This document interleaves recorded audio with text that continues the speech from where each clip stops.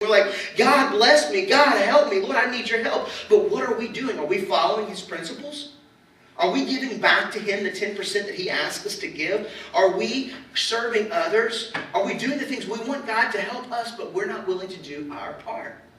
And the truth is, when you begin to understand the power of one, when you begin to apply it, you begin to see that the power of one starts with you doing what you can do. Then letting go and let God do what he can do. Philippians 4:13 says this, I can do all things through Christ, which gives me strength. I can do all things, but what happens? I have to do something. I don't just sit and wait for God to do it. I've got to get my feet to walk in and do my part. I can do all things through Christ. Revelation chapter 3, verse 20 says that, behold, Jesus was talking to the church, and he said, behold, I stand at the door and knock. If anyone can hear my voice, then open the door and let me come in and dine with you. But listen to that concept right there. Jesus is at the door knocking. He's waiting for you. But you've got to do your part. You've got to open the door. You've got to step in with him. You've got to make that decision. Say, God, I want to do what I can do in order to receive what you can do. You know, the truth is this. Every single one of you here today, every one of you are here because of this principle. You're sitting in this seat right now. Whether you're someone who serves Christ and you're following Christ now, or you don't know Christ, but you're here just at church because somebody invited you. You're all here for the same reason.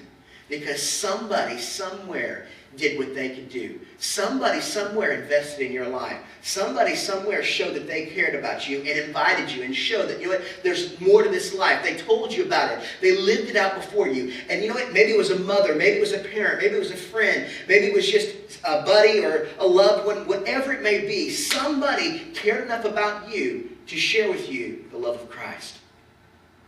Maybe not by the Romans road, by reading it to you or whatever, but they lived it out before you and they cared for you. And because that happened, you made the decision to come here today.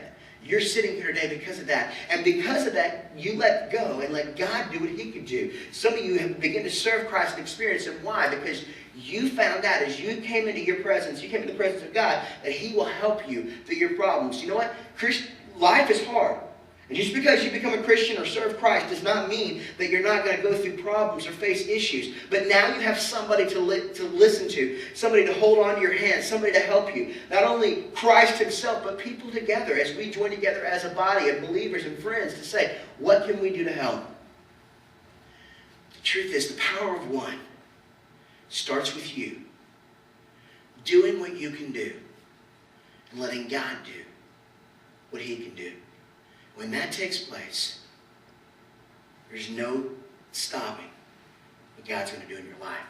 The truth is, many of us don't want to make that choice and let go and give it to God. We want to play God in our lives. We want to direct our own directions. We want to do our own things. We don't want to let him take control. But if you want to maximize, you want to take a load of stress off of you, if you want to be the best in every situation you face, every decision you make, say, God, what can I do to make this better? How can I fix this problem with me to allow you to be in control? When you do that, it's amazing to see what's going to happen in your life and in the lives of others because we let God be who he wants us to be. Today we've talked about the concept we're dealing with is one day to feed the world. What if one day you had an opportunity? What if we could give back? Would it make a difference? See, one of the problems that we deal with in the power of one is that so many times we look at situations and because we think we're hopeless, because we think we're nameless, because we think of what we do doesn't matter and won't count, we don't want to do anything.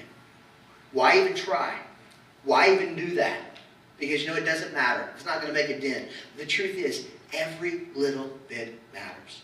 What if that boy, and we know this from the other 4 Gospels where it talks about this story, there's a little boy that gave the 2 fishes and the 5 loaves. What if he said, no, you're going to have my food.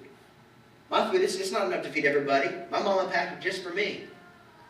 What if that would have happened? If he didn't do what he could do, then guess what? They couldn't have fed the 5,000.